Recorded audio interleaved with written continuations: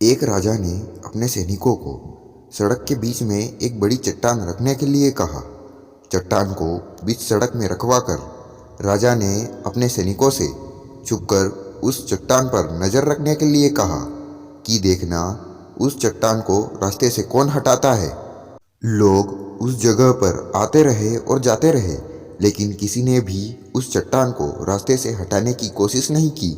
उस चट्टान के पास से लोगों के गुजरने वालों में राजा के कुछ करीबी लोग और शहर के बड़े व्यापारी भी शामिल थे, और उनमें से कुछ लोग तो राजा को ही कोसने लगे कि क्या राजा इस चट्टान को भी रास्ते से नहीं हटवा सकता। लेकिन किसी ने भी उस चट्टान को रास्ते से हटाने का प्रयास नहीं किया। ऐसा काफ़ी दिनों तक चलता रहा।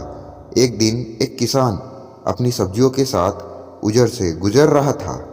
उसने चट्टान को रास्ते में पड़े देखा और सोचा कि सबको इस चट्टान की वजह से कितनी तकलीफ हो रही है। उसने अपनी मजबूत लाठी से उस चट्टान को एक तरफ धकेलने की कोशिश शुरू कर दी। काफ़ी कोशिश के बाद वह उसे सड़क से हटाने में कामयाब हो गया। चट्टान रास्ते से हटाने के बाद किसान अपनी सब्जियों को उठाकर जाने ही वाला था कि अचानक उसकी नज़र एक पोटली पर गई, जो ठीक उसी जगह पड़ी थी जहाँ से उसने वह चट्टान हटाए थे। उसने उस पोटली को खोलकर देखा तो उसमें सोने के कई सिक्के थे, और उन सिक्कों के साथ राजा का एक संदेश भी था, जिसमें लिखा था कि ये सोने के सिक्के उनके लिए हैं जो इस चट्टान को रास्ते से हटाएगा। दोस्तों, बिल्कुल ठीक इसी तरह हम सबकी लाइफ में भी कई परेशानियां आती है।